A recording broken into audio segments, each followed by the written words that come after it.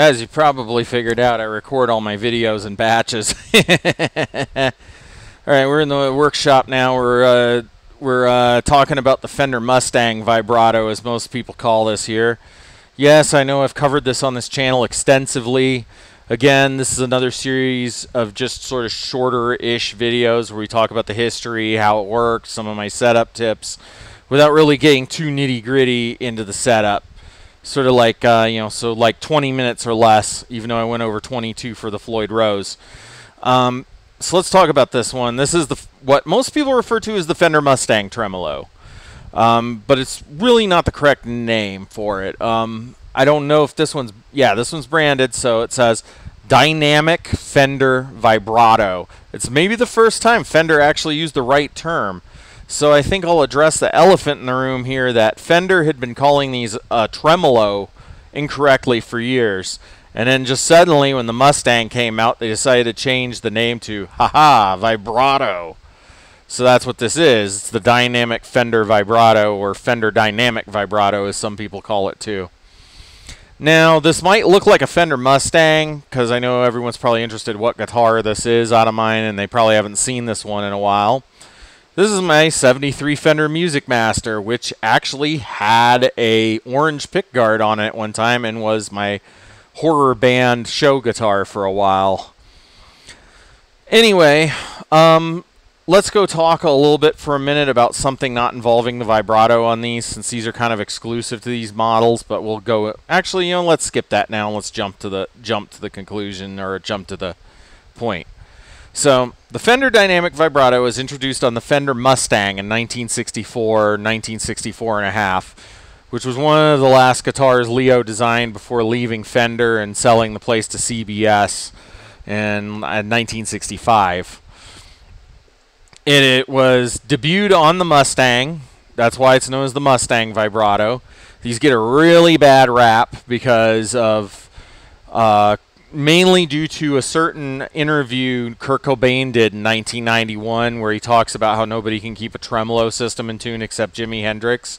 And it just happened to be the same interview where he talks about how he loves the Fender Mustang because they're cheap, small, inefficient, don't stay in tune very well. And as I mentioned in my Floyd Rose video, he talks about how he has to take the bridge out and turn these tiny screws with his fingers and hope you estimated it, which isn't true. We'll go into that. So this vibrato was released on the Fender Mustang, and then in 1969, when Fender was had a lot of leftover parts for the Fender Electric 12-string, they made a model to use up those parts called the Fender Maverick / Custom. It goes by both names.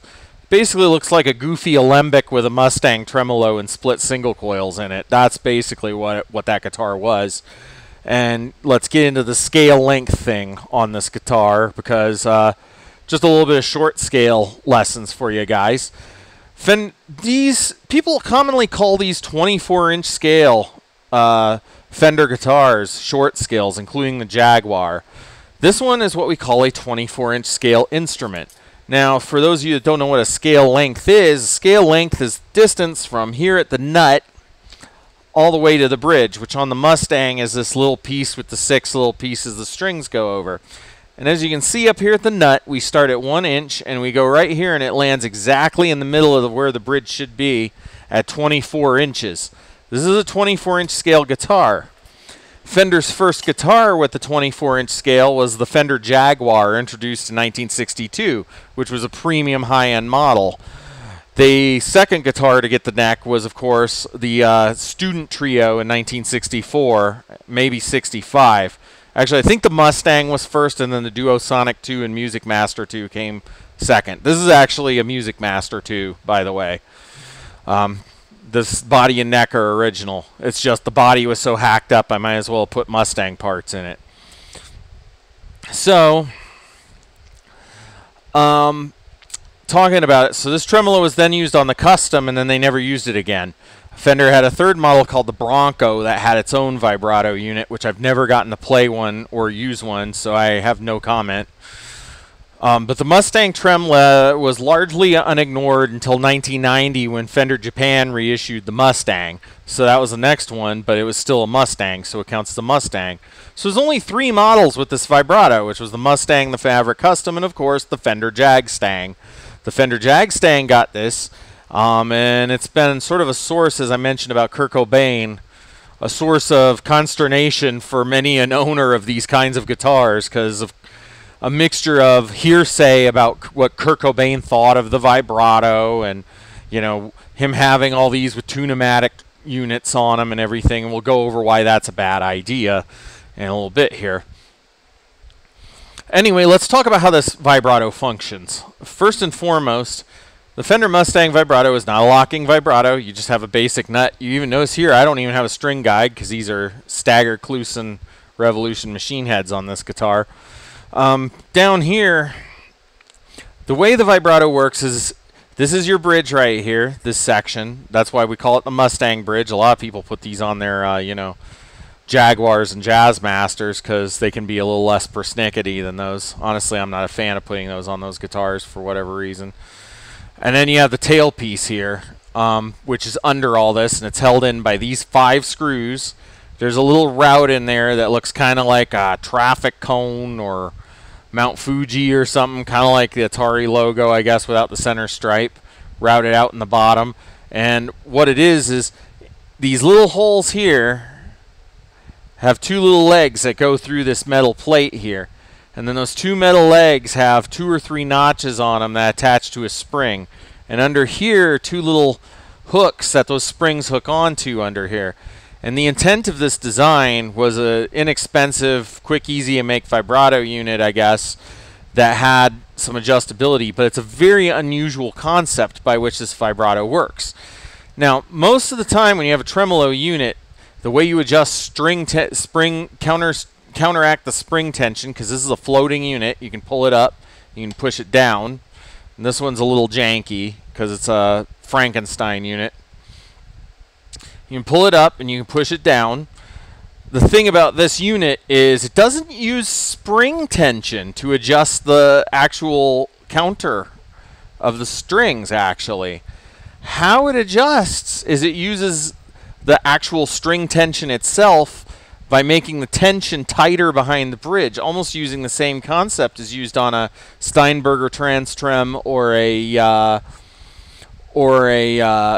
Washburn Wonder Bar, but instead of using it to make the strings have a different fall rate, which you can kind of do by tightening this side down more and making the arc smaller, because it's all about leverage here. So for these strings, if these strings pull, if you pull this down, it takes more force for the string to pull this bar forward than it does when you raise it up. When you raise the bar, because when you raise it up, it's got more leverage on this tail bar here, which people call the cigar tube because it's shaped like a cigar. And you adjust this tension through these 2 little holes here. So you're just raising and lowering the tailpiece like you would a stop tail on a Gibson Les Paul.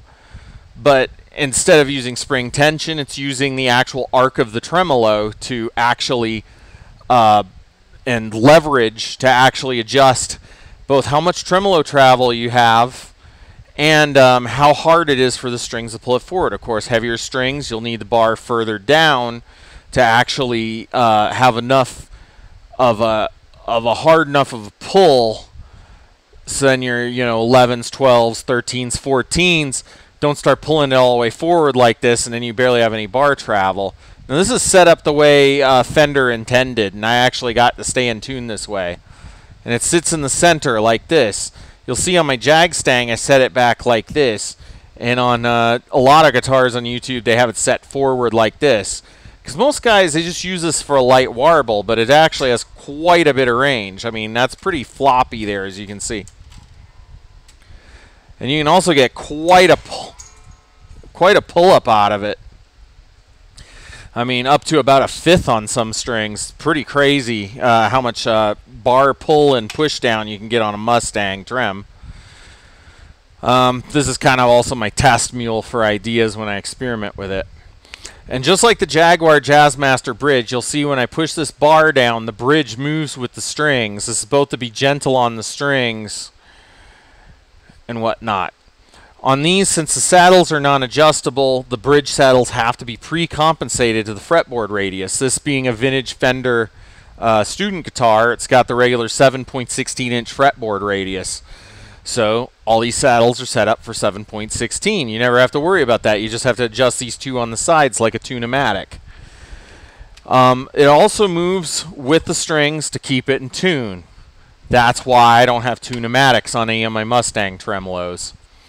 Is because the tune-o-matic here, you have these solid saddles here. The way the grunge guys did it is, first off, they set it up so that it was static. This would not move with the strings. So of course then, particularly your wound strings here would bind up in these bridge saddles here, and they wouldn't stay in tune. Now they might stay in tune with a light warble, but if you're doing all the crazy bar dive, Brad Gillisy stuff with this, like I like to do, yeah, this is a bad idea. Another thing and another problem that this had with the Mustang, but it also kind of alleviated it. It's the same thing with the Jaguar and Jazzmaster. You had to shim the neck, which meant you had to undo these 4 screws under here. You had to stick cardstock, picks, something under here to make the neck lean back at more of an angle so you had enough clearance for the tune-o-matic to actually sit at the right height. You also had to file each one of these saddles individually to get them to conform to the 7.16 neck radius, which meant most likely you were going to be filing these 2 outer saddles and then maybe the middle 2 a little bit. I have one of these. It actually came off my Fender Jaguar because I converted my Jaguar back to the floating bridge because that's what I prefer. And so that's the whole story on the tune-o-matics on Mustangs. But the reason why people put tune-o-matics on these is these didn't stay in tune for people. And I have a few explanations as to why that was. I mean, first and foremost, these really didn't get slammed that much until Kurt Cobain started talking about them. I mean, I know a lot of people go, oh, but it's Nirvana, you know, you need to lock down the tailpiece. It doesn't stay in tune. It's a piece of crap. Most of that, about 90% of that, especially Gen Y and younger, is because of Kurt Cobain. They're like, oh, yeah, Kurt Cobain says they won't stay in tune, so you need to go put some washers under there and take the springs out and put a tune-o-matic in it, and then it'll be an awesome guitar. Which really, it's hard to tell how much of that is where the fanboyism begins and the truth ends. I mean, yes, it's going to be more stable as a hardtail guitar with this flipped over and the strings going over a solid bridge like a tune-o-matic. Actually, it's kind of a cool thing. These are almost like a convertible bridge, but I'm going to talk about a little more of the science on why they stay in tune with me. First thing I want to talk about is this is still a knife edge tremolo like all 2-point trems, like the 2-point Strat trem and like the Fender and like the Floyd Rose. It's got 2 pivot posts here, and they sit on these knife edges ground into the bottom of the tremolo plate. And what that does is these pivot on that plate, and they have to be just right. Now, I grind mine a little bit because these aren't actually, at least I don't think Fender heat treats these like Floyd Rose does theirs, but they use some pretty solid metal on this, so it seems like my pivot posts don't wear out. And that's another thing I must talk about. The same way I said in the Floyd Rose, never, ever, ever, ever adjust these 2 pivot posts with the tailpiece on it. I'm coming to learn that might also be a case with the Mustang tremolo, and that might be why some of these don't stay in tune, is people have been sitting there for hours with their little hex wrench stuck into the tailpiece, and they're just going do do do do do do do do do do, and then you end up mushrooming out these knife edges in here, and that's why when you push the bar down, it doesn't stay in tune. You know, you did, and more on that in a minute. But yeah, it doesn't come back to 0 perfectly, in part because of that, because these pivot posts wear out. Now on these, the cost effectiveness of the tremolo is way better than a Floyd Rose. This up here, this Floyd Rose Special, cost me about 45 bucks, but it was a used tremolo that came off of another guitar. New, they're usually about $90, $100. This is about half that. You can buy these for like 69 bucks, 50 bucks, 75. I've seen them as low as 35. And the licensed units aren't that much worse than the normal ones. So, yeah. The tail plates might be more delicate metal on some of them and stuff. Now I want to explain why my knife edge trick of having it back 45 degrees works so well. The reason why is because it gives a little more travel for the pinpoint, for the tremolo points, first off, so you get a little more of a bar dive.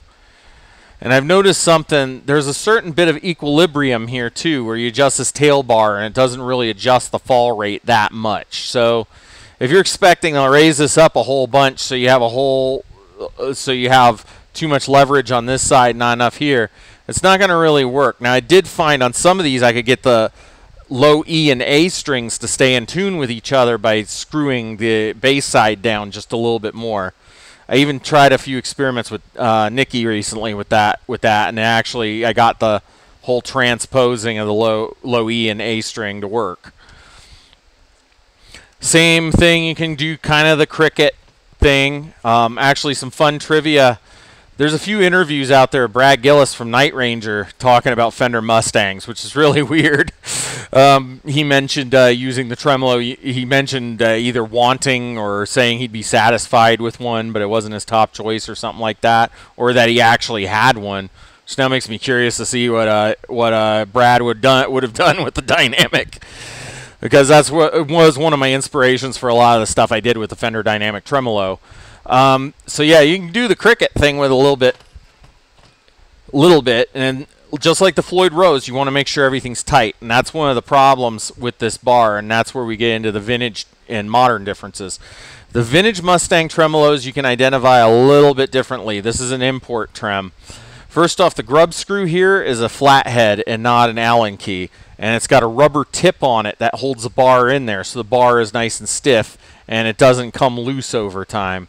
The only reason they came loose over time is probably because, you know, people in the 60s, if they really loved their Mustang, they played it a lot, and then that rubber wore away after a while, and they just kept screwing it back in without the rubber, and then you have the same problem as the modern ones without the rubber tip.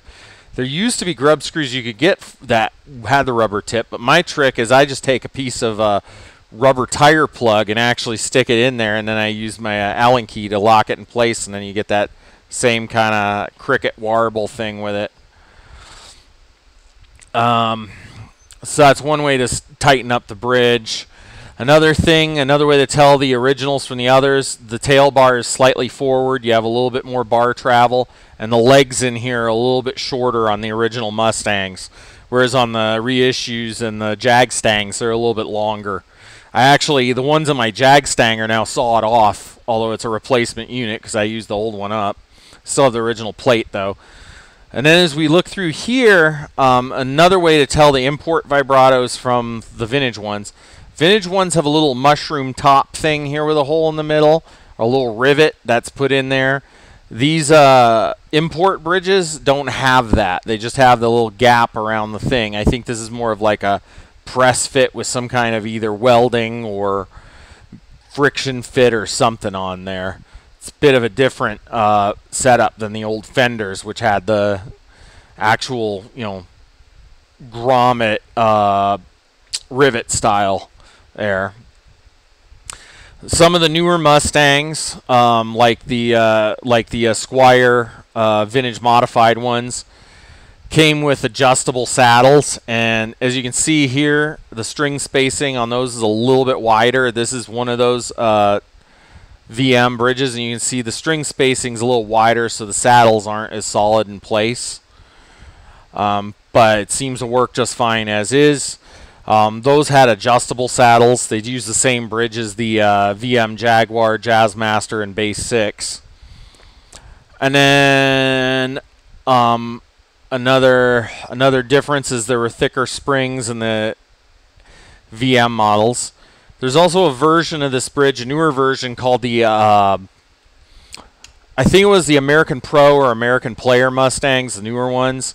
They actually have 3 more screws is how they're identified. There's 3 more screws here between the pairs of strings, and that's because they had to have an extra route put in under here for a replaceable knife edge that sits a little deeper. Now, I've never gotten to play one of those guitars, so I don't know how it affects how it handles, but I do know that's one of the differences on those.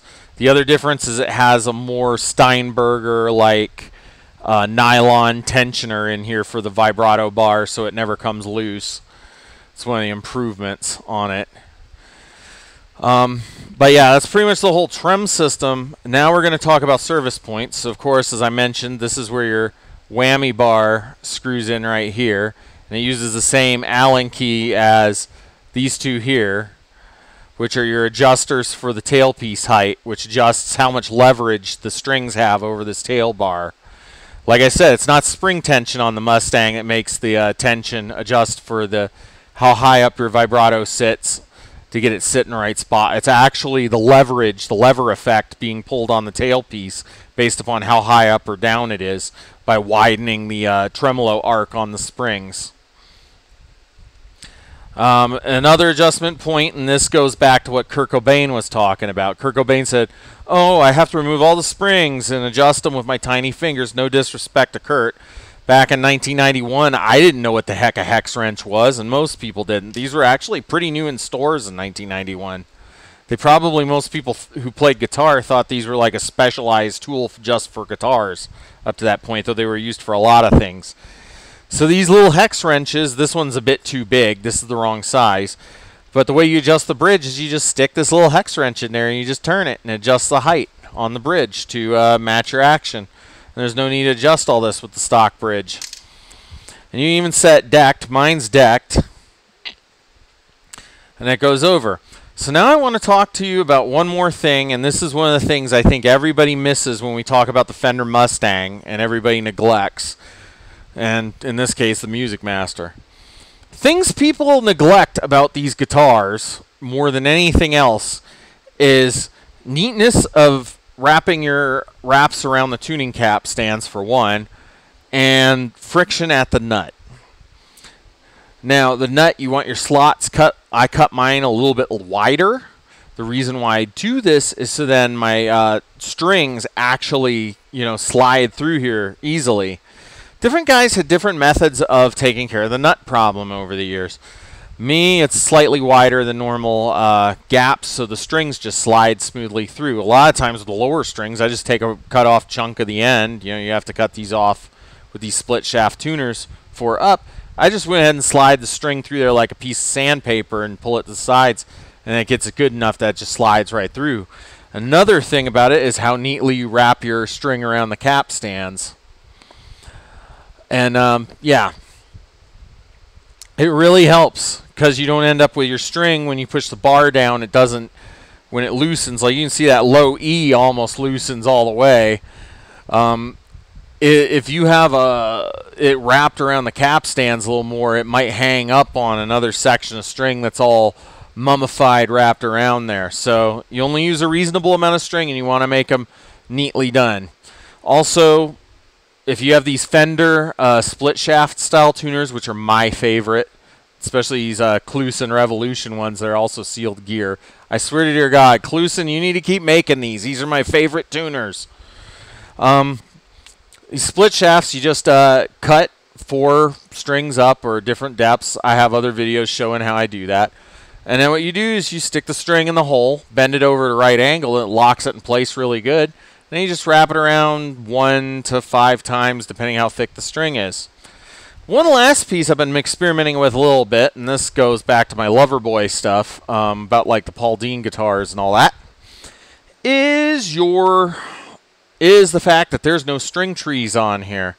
When I built this guitar, initially I put it together for my wife because she was like, "Oh, it's nice and light." Then I put this big honking humbucker in here and it made it too heavy. Plus she felt like it would look too much like something I'd play because it's turquoise and black, and those are like 2 of my favorite colors. So one of the things was I accidentally ordered these staggered Kluson Revolution strings and no string trees. Now, I'm going to talk a little bit about another guitar on this just for the basic reason. Paul Dean of Loverboy, his theory and the reason why his headstock tilted back 10 degrees was because he felt your string trees would fuck with your tuning. It's like, oh yeah, you know, and I can believe that, because the old Fenders, they had a little butterfly clip that went between the high E and the B string on the older guitars, and then they had a second one starting in the 70s. This was the factory stock point for that, and this Music Master pulled the D and the G down. And when those pulled those down, those butterfly clips, I'm pretty sure nobody was paying attention to how clean they were or making sure they didn't get rust or burrs in them. So they would hang at the headstock. But the last thing I think that's most important to keeping a Mustang in tune, or anything with this tailpiece bridge, is making sure you stretch it along the length of the string, like I do. You've seen it in my other videos if you watched them. And then I push and pull the bar and go all crazy with it. Then I retune. What you're doing is you're not stretching them out fully. That's not what you're doing. You're stretching them out to equilibrium. You want them to be just stretched out enough that when you push this bar down, they don't go sharp. But you want them not so stretched out that when you pull this up, your strings go flat. It's all about equilibrium. If you can get them stretched out just right, it'll push and pull the right amount when you use that bar on the Mustang, and it won't go out of tune at all. And then you can get all crazy with it like I do. You see, I can be aggressive like that all day. And one last thing, if you do wear out the knife edges on here, or even if they're just slightly bad and it seems slightly flat, and this is like something you won't be able to see, but this is an exaggerated thing. And this goes for not just the Mustang, but all tremolo systems. Sometimes if you use the bar and you push it down, it might not come all the way back up, especially if you tuned your guitar up after pulling up on the bar.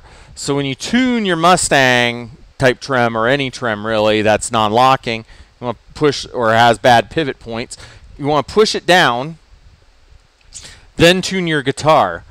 Then when you're using the whammy bar, make sure that when you're doing, you know, like say you do an up pull, make sure when you come down, you bring it down just a hair and then let it flick, and then just let it gently off a little bit. The reason why you're doing that is you're making sure it centers right on the same point that you had it when you tuned the guitar. That way then it stays in tune. Because if you pull it up, it's going to lock itself partially up in this position, and then all your strings are slightly flat and slightly out, or slightly sharp and slightly out of tune with each other. And this isn't just a trick that I use. Edward Van Halen, actually, I heard him reference this trick in an article years ago. I was like, oh man, so Eddie does the same thing I do, so I'm doing it right, you know.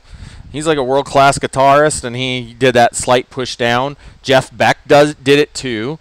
I mean, that's the trick of playing with a non-locking tremolo system like this, if your pivot points aren't perfect and if it's not decked. I mean, you can deck a Mustang trem. You can just have it where it pivots back like this and then only have downward travel. I had mine set up like that for a while, and it was very stable and ran great. But it still doesn't increase the amount of pitch drop. Usually on a Mustang, expect to get maybe down to a low B or a low A sharp at most. It's standard tuning. You'll get more. I can actually get them completely limp when I was a whole step down.